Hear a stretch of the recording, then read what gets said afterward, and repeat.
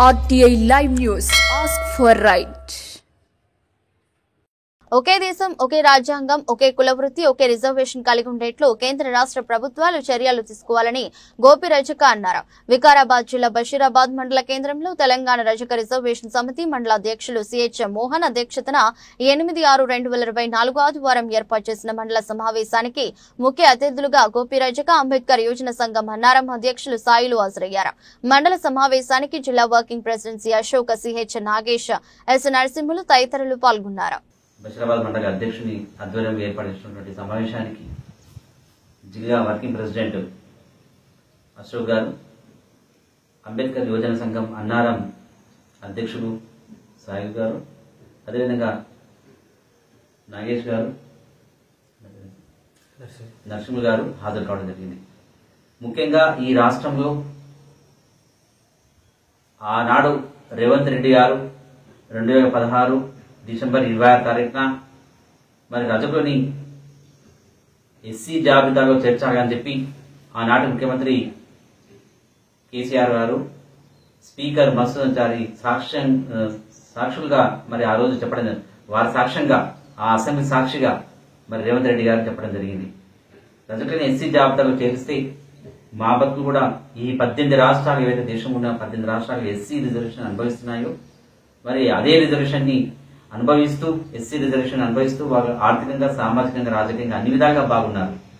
కాబట్టి ఈ మిగతా 11 రాష్ట్రాలు, ముఖ్యంగా తెలంగాణ రాష్ట్రాన్ని మరి రేవంత్ రెడ్డి గారు మాటిచ్చారు కాబట్టి, అదేవిధంగా బీజేపీ మేనిఫెస్టో 2018లో ఎలక్షన్స్ కన్నా ముందు వారు మేనిఫెస్టో పెట్టడం జరిగింది. కాబట్టి తెలంగాణలో ఉన్నటువంటి రజక కులస్తులని ఎస్సీ జాబితాలో చేరిస్తే మా బతుకులు బాగుపడతాయని చెప్పి మరి సామాజికంగా, ఆర్థికంగా, రాజకీయంగా అన్ని విధాలుగా మేము బాగుపడతామని చెప్పి మరి ముఖ్యమంత్రి రేవంత్ రెడ్డి గారు వారు ఇచ్చిన మాటనే నెరవేర్చాలని చెప్పి ఈ బషీరాబాద్ మండల విలేకరుల సమావేశంలో మరి రేవంత్ రెడ్డి గారికి విన్నవించుకుంటున్నాం.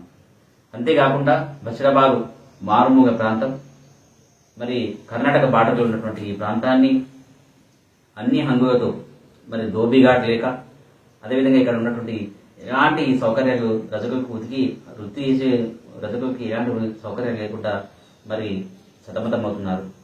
ఇంకా ఆర్థికంగా ఏదైతే ₹1,00,000 లోన్ ఇస్తామని చెప్పారో ఆనాడు, మరి ఆ లోన్లు ఎలాంటి షరతు లేకుండా బ్యాంకు ద్వారా మాకు తక్షణమే ఒక వృత్తిదారునికి ₹2,00,000 చొప్పున ఇవ్వాలని చెప్పి, అదేవిధంగా పెన్షన్ సదుపాయం కల్పించాలి. 45 సంవత్సరాలు నిన్న ప్రతి వృత్తిదారుడికి పెన్షన్ సదుపాయం కల్పించాలని చెప్పి, అంతేకాకుండా మరి ఎవరైతే ప్రమాదవశాత్తు చనిపోయిన వృత్తిదారుడికి 10 లక్షల బీమా కింద మరి ఇవ్వాలని చెప్పి, మా గౌడన్నలకి ఏ విధంగా అయితే చెట్టు కింద పడి చనిపోతుందో వారికి ఇస్తున్నారో అదే విధంగా మాకు కూడా ఇవ్వాలని చెప్పి మరి ఈ ప్రభుత్వాన్ని మేము కోరుతున్నాం.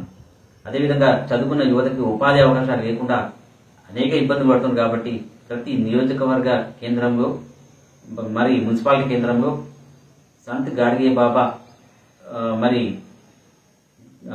మోడర్న్ ధోబీ ఘాట్ని ఏర్పాటు చేసి ఈ ప్రతి మున్సిపాలిటీకి ఇవ్వాలని చెప్పి, నిరుద్యోగ యువతకు ఉపాధి అవకాశాలు కింద ఇవ్వాలని చెప్పి తెలియజేసుకుంటూ, మరి ఏ జిల్లా కేంద్రంలో ఆత్మగౌరవ భవనాలు, సంత్ గాడ్గే బాబా ఆత్మగౌరవ భవనాలు ప్రతి జిల్లాలో కేంద్రంలో ఏర్పాటు చేయాలని చెప్పి, మరి అదేవిధంగా మేడిపల్లిలో ఇచ్చినటువంటి భూమిలో అదేవిధంగా భగయత్కు మారుస్తామని చెప్పి చెప్పడం జరిగింది.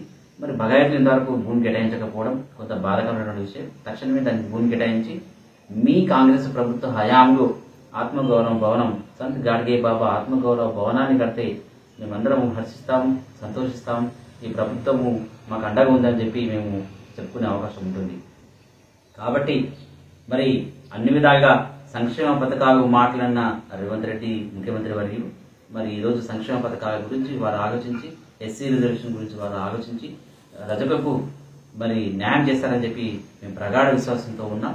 తప్పకుండా వారు ఆ దిశగా మరి సంక్షేమ పథకాల కోసం, ఎస్సీ రిజర్వేషన్ కోసం కేబినెట్ లో మాట్లాడతారని చెప్పి, కేంద్ర ప్రభుత్వాన్ని పంపిస్తారని చెప్పి ఆశాభావంతో ఉన్నాం. మీ గోపి రజక రాష్ట్ర అధ్యక్షుడు, తెలంగాణ.